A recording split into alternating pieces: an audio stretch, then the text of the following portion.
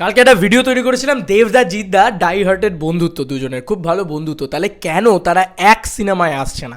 এতদিন ধরে আমি বলতাম একটা কথা যে দেবদা জিতদা তোমরা খুব বড় ভুল করছো, তোমরা প্লিজ এক সিনেমায় এসো, তোমরা আবারও আমরা দুই পৃথিবীকে দেখতে চাই। আর এই বিগত দুদিন ধরে একটা জিনিস খুব একটা পোস্ট খুব বেশি করে ভাইরাল হচ্ছে যে ওই যে দেবদা জিতদার একসাথে হাত মেলানো ওই আর ওয়ে, ওই যে গানটার ভিতরে সমুদ্রে দুজনে একসাথে আসছে। তো সেই যে জিনিস সেটা দেখে একটা এই জিনিস যে ইতিহাস বারবার তৈরি হয় না, জিদ্দারই একটা ডায়লগ ছিল অসুর সিনেমাতে যে মানে হোক ইতিহাস হোক, কিছু কিছু জিনিস বারবার তৈরি হয় না। মানে এই জিনিস এই ডায়লগটা খুব বেশি করে হচ্ছে যে একবারই তৈরি হয়েছিল, সেটা ইতিহাস তৈরি করে দিয়েছিল, এই ইত্যাদি ইত্যাদি এই সমস্ত বিষয়। তো বন্ধুরা, ওয়াই দেবদা জিদ্দা এত ভালো বন্ধুত্ব, এত কিছু রয়েছে, তাহলে কেন তারা একসাথে আসছে না? এইটা নিয়ে আমাদের এই ভিডিওটা। চলো ভিডিওটা শুরু করা যাক। Hey guys, welcome to my channel, আমি Maharaja and very good morning. একটা খুব interesting video, I think so. এবার দেখো, আমি বলি যে যদি দেবদা জিদ্দার যে একসাথে আসার যে ছবি দুই পৃথিবী, সেটার বক্স অফিস কালেকশনে আসি, খুব ভালো একটা বক্স অফিস কালেকশন করেছিল, কিন্তু সেটা দুটো ওরকম ম্যামথ লেভেলের মহারথী সুপারস্টারের একসাথে আসার কালেকশন ছিল না সেই সময়। ভাবো, মানে অত ভালো কমার্শিয়াল যুগ ছিল, কেন আমরা আর ইন ফিউচার কেন দেব আর জিতকে একসাথে দেখতে পেলাম না? এটার রিজন কিন্তু ওটাই, প্রথম রিজন ওটাই যে ওরকম একটা কমার্শিয়াল ছবির যুগ, মানে একদম ব্যালট ছিল, যাকে বলে ব্যালট, মানে কি একদম মানে কী বলবো, বুলেটের ঝড় বইতো তখন কমার্শিয়াল সিনেমা। যা হচ্ছে সেটাই হিট, যা হচ্ছে সেটাই হিট, মানে ভালো হোক খারাপ হোক বেরিয়ে যাচ্ছে তখন, এমন একটা কমার্শিয়াল মার্কেট ছিল সেই সময়। কিন্তু দেব আর জিৎ একসাথে এসে দুই পৃথিবী দিয়ে 2010-এর দুর্গাপুজোয় কিন্তু সেই কালেকশন আনতে পারেনি যেটা আশা করা হয়েছিল প্রোডাকশন হাউস রাজ চক্রবর্তী তরফ থেকে। বন্ধুরা, এই কারণে কিন্তু প্রথমত তাদের দুজনকে আর রিপিট করার কথা, মানে তারা দুজনে একসাথে যদি নাও আসতে চায় তাদেরকে তো জোর করা হবে। তো সেই জোরটা কতবার করা হবে? করা হয়নি। এবার এত বড় দুজন সুপারস্টার, তাদের দুজনের জন্য তো একটা খুব ভালো গল্প লিখতে হবে। দুই পৃথিবী খুব ভালো একটা গল্প ছিল, খুব ভালো স্পেস ছিল দুজনের সিনেমাটার ভিতরে, দেখবে লক্ষ্য করে। কিন্তু আজকের দিনে দাঁড়িয়ে যদি দেবদাকে বলো যে শিবুর চরিত্রটা করতে, ওয়াই দেবদা করবে? স্বাভাবিক, দেবদা আজকে one of the biggest superstar, তো দেবদারও একটা ইকুয়াল চরিত্র দরকার। আর এই ইকুয়ালিটির চক্করে কিন্তু সিনেমা স্ক্রিপ্ট ঘেটে যাবে, আর সে কারণে দুজনকে একসাথে আনা যাচ্ছে না, এটা একটা বিষয়। আর এই যে এত ভালো বন্ধুত্ব দুজনে, তাও কেন একসাথে আসে না বন্ধুরা? সেটা because of budget recover. Yes বন্ধুরা, বাজেট রিকভার হবে না, এটা কোনোভাবেই সম্ভব নয়। আজকের মার্কেটে দাঁড়িয়ে দুটো সুপারস্টারকে একসাথে নিয়ে এসে বাজেট রিকভার করা, ইটস নেক্সট টু ইম্পসিবলের মতন বিষয়। তারা সময় ঢালবে, তারা বিনিয়োগও করবে, আমি ধরলাম গ্রাসরুট এন্টারটেনমেন্ট এবং দেব এন্টারটেনমেন্ট ভেঞ্চার্স, তারা দুজন বিনিয়োগও করবে। এবার যদি ধরো ছবির বাজেট কোথায় গিয়ে ঠেকবে জানো? এরকম একটা বড় ছবি বাংলায় যদি মাউন্ট করতে হয়, মিনিমাম টু মিনিমাম বলছি 7 থেকে 8 কোটি টাকা সেই ছবিটার বাজেট যাবে। ইয়েস, রেমুনারেশন বাদ দিয়ে বলছি, শুধু তারা দুজন ইনভেস্ট করবে, মানে তারা দুজন, মানে যদি দেবদা জিতদা একসাথে ইনভেস্ট করে, তারা খুব ভালো বন্ধুত্ব, আমি চলো তর্কের খাতিরে মেনে নিলাম, তারা ইনভেস্ট করে দিল, কিন্তু রিটার্ন কোথায়? রিটার্ন নেই বাংলা মার্কেট থেকে, সেই সময় ছিল না। মানে ভাবো যে 2010 সালেই কিন্তু, সেই সময় কিন্তু মানে যে লেভেলে, মানে প্রত্যেকটা জিনিস অত মারাত্মক তৈরি হয়েছিল, মাস্টারপিস এপিক তৈরি হয়েছিল, তারপরেও কিন্তু দুই পৃথিবী সেই বিজনেসটা করতে পারেনি যে বিজনেসটা আশানুরূপ ছিল। তার মানে বুঝতে পারছো যে আজকের দিনে দাঁড়িয়ে, আজকে যখন বাংলা কমার্শিয়াল সিনেমা ধসে গেছে, লোকের আর কোনো ভরসা নেই বাংলা কমার্শিয়াল সিনেমার ওপরে, রাজ চক্রবর্তীর ওপরে কোনো ভরসা নেই হয়তো আর এখন, আর কোনো কমার্শিয়াল ডিরেক্টরের ওপরে সেই হোপটা নেই যে যার নামে টিকিট সেল হয়। রাজ চক্রবর্তীর নামে তখন টিকিট সেল হয়, রাজ চক্রবর্তী একটা বিশাল মেমোর জায়গায় চলে গেছিলো।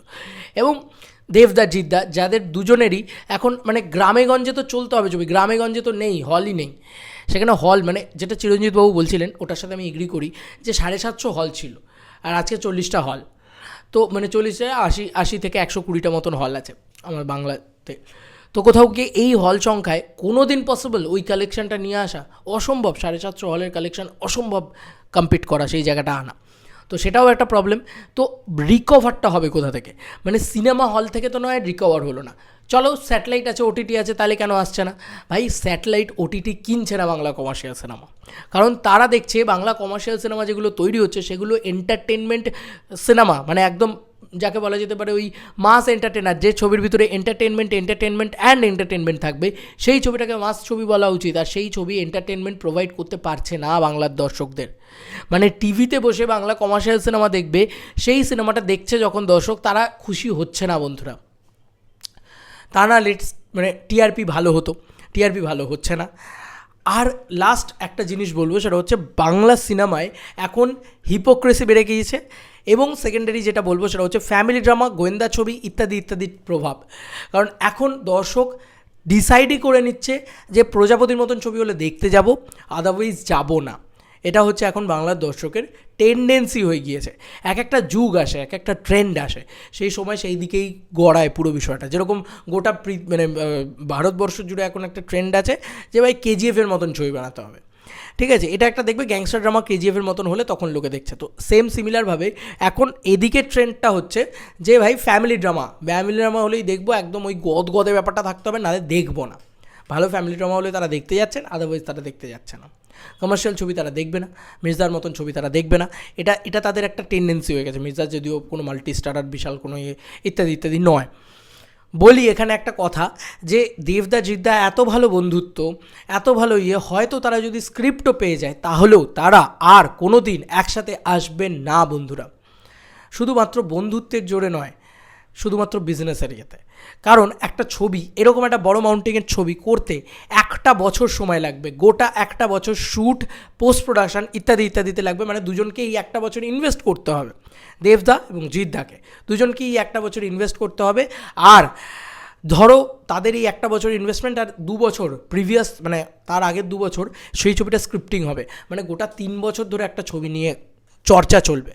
এবং সেই ছবিটাকে নিয়ে চর্চা করার পরে সেই ছবির কালেকশান আসবে 5 থেকে 6 কোটি টাকা, যেটা প্রডিউসার ফিগার আরও কম পাবে। তাহলে বুঝতে পারছো। আর স্যাটেলাইট থেকে সেই ছবিটা একটা ভালো অ্যামাউন্ট, স্যাটেলাইটে লোকে ক্রেজ তো থাকবে, দেখো ক্রেজ তো সোশ্যাল মিডিয়ায় বাজ হিউজ উঠবে, ক্রেজ একটা বেসিক থাকবে, কিন্তু সেই ছবিটার রিকভারি কী, এখন এতটা রিস্ক কে নেবে? ধরো 8 কোটি টাকায় ছবিটা নির্মাণ হলো, 50% দেবদার 4 কোটি টাকা আর 50% জিদ্দার 4 কোটি টাকা।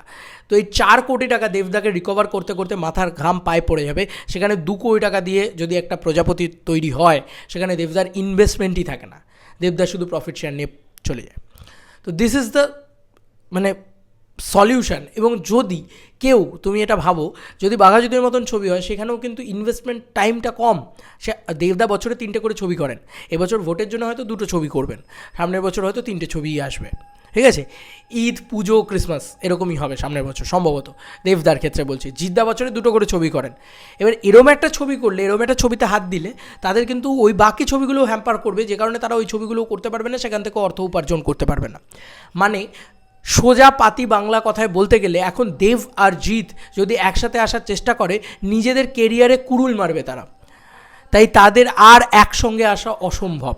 কোথাও গিয়ে এটাই তোমাদেরকে বোঝানোর চেষ্টা করছি, যে এই বাংলা মার্কেটে দাঁড়িয়ে যদি না বাংলা কমার্শিয়াল সিনেমা বিশাল হাই উঁচুতে উঠে যায়, যদি না খুব ভালো একটা গল্প পেয়ে যায়, যদি না খুব ভালো একটা ডিরেক্টর পেয়ে যায়, মানে একদম ইম্পসিবল একটা জিনিস, মানে ইম্পসিবল, কোনোভাবেই সম্ভব নয় আর এদের দুজনের একসাথে আসা। কারণ এইটা হচ্ছে বাংলা মার্কেট, এইটা হচ্ছে সিনারিও। কারণ তাদের না হবে রিকভারি, না হবে কিছু, মানে এতগুলো রাইটস বেচেও তারা রিকভারি করতে পারবে না। ধরো বড় সুপারস্টাররা যখন একসাথে আসেন বম্বে বা সাউথ, সেখানে কি হয়, এই সুপারস্টারদের নামের ভ্যালুতেই আগেই স্যাটেলাইট, ওটিটি এবং হল মালিকদের প্রি সোল্ড রাইট হয়, সেগুলো বিক্রি হয়ে যায়, কারণ সেখানে সেই ক্রেজটা আছে, আমাদের এখানে নেই, দেখবে না এখানকার হিপোক্রেট অডিয়েন্স, ঠিক আছে। তো এই এতগুলো কারণে কিন্তু আর সম্ভব নয় 2 পৃথিবী রিক্রিয়েট করা। সে একটা সময় ছিল, সে হয়েছে। আজকে মানে আমি তো বলছি বিগত সামনের 10 বছরে দেব আর জিৎকে একসাথে দেখা, ইট ইজ ইম্পসিবল। যদি হয় তাহলে ইতিহাস সৃষ্টি করতে চলেছে। আর ওনারা আমার কাছে ভগবান, দেবদা জিদ্দা, তো ওনারা পারেন ইতিহাস তৈরি করতে। দেখা যাক ওনারা ইতিহাস তৈরি করতে পারেন কিনা। কিন্তু আমরা আলোচনা করলাম যে ওনারা এত ভালো বন্ধুত্ব, অনেকেই বলতে পারে, আমি দেখছিলাম এটা একটা মানুষের মনে হচ্ছে যে আরে এত ভালো বন্ধুত্ব তো একসাথে ছবি করে না কেন? তো এইটা কারণ কেন তারা একসাথে ছবি করে না, কারণ তাদের এই একটা ছবি করার জন্যে তাদের গোটা কেরিয়ার শেষ হয়ে যেতে পারে, কারণ তারা অন্য ছবিতে সময় দিতে পারবে না, আর সেই ছবিগুলো হ্যাম্পার করতে শুরু করবে। তাদের পুঁজি যেটা, সেটা তারা ঢালবে এবং সেটা তারা লস খাবে। তারা যাবে কোথায়? ভালো করে ভেবে দেখো বন্ধুরা, একবার নিজে ওই প্রোডাকশন হাউসের জায়গাটায় বসিয়ে দেখো নিজেকে, যে তুমি কোথায় যেতে। আজকে তুমি বলতে পারো যে কমার্শিয়াল ছবি করো জিদ্দা, কমার্শিয়াল ছবি করো দেবদা, তুমি কোথায় যেতে যখন তোমার প্রিভিয়াস কমার্শিয়াল ছবিটা ওয়ার্ক না করছে, যখন বাংলা মার্কেট খাচ্ছে না এ ধরনের ছবি, যখন বাংলা মার্কেট খাচ্ছে শুধু ফ্যামিলি ড্রামা? তোমাকে তো বাঁচতে হবে, তোমাকে তো ব্রেড অ্যান্ড বাটার জোগাতে হবে, ঠিক আছে? সেখান থেকে দাঁড়িয়ে একটা খাদান করা কেন বেশি সেফ, একটা চেঙ্গিস করা কেন বেশি সেফ, এটা তোমরা একটুখানি বুঝে নাও। ভালো করে বুঝলে তোমরা বুঝতে পারবে যে একটা চেঙ্গিস করলে সেই ছবিটা কিন্তু তার একটা সময় টাইম পিরিয়ড অল্প লাগছে, সেটার পিছনে তিনি একটা মানুষও করতে পারছেন, তিনি একটা বুমেরাংও করতে পারছেন, যেহেতু একটা সোলো প্রজেক্ট এমন মাউন্টিং করতে হচ্ছে না। কারণ দেবদা জিদ্দা এলে কিন্তু অঙ্কুশদা একটা কথা বলেছিল, মনে করে দেখো, দেবদা জিদ্দা এলে কিন্তু তুমি পাশাপাশি দাঁড়িয়ে গল্প করবে, এটা তুমি মেনে নিতে পারবে না। তুমি একটা মারাত্মক কিছু চাও যেটা বাংলা এর আগে দেখেনি। চেঙ্গিজেও আমরা এমন কিছু দেখেছি যেটা বাংলা এর আগে দেখেনি, কিন্তু চেঙ্গিজ করার পরে তিনি আরও মানে বাকি ছবিগুলোতে সময় দিতে পারছেন, এবং যেহেতু একটা একা সুপারস্টারের ছবি, সেহেতু একটা বাজেটটা কমছে এবং একার রিস্কে থাকছে, সেটা আরামসে উঠে আসছে, যেহেতু তারা যথেষ্ট বড় সুপারস্টার। চেঙ্গিজের ক্ষেত্রে আমরা দেখেছি প্যান ইন্ডিয়াতে কী ভালো রেসপন্স ক্রিয়েট করেছে।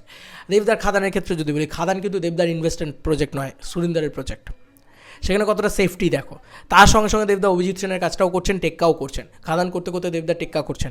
এটা কিন্তু জিদ্দার সাথে প্রজেক্টটা তো পসিবল না, কোনোটা আরও বড় মাউন্টিংয়ের ছবি হবে। আর খাদানের ক্ষেত্রে সুবিধাটা কি, কারণ দেবদার নিজস্ব একটা ভ্যালু, শুধুমাত্র দেবের ছবি, সেটার একটা বাজেটটা কম থাকছে, সেটার বাজেটটা একটা লিমিটেড বাজেটের ভিতরে থাকছে, আর সেটা আরামসে বাংলা মার্কেট থেকে রিকভারি হয়ে যাচ্ছে।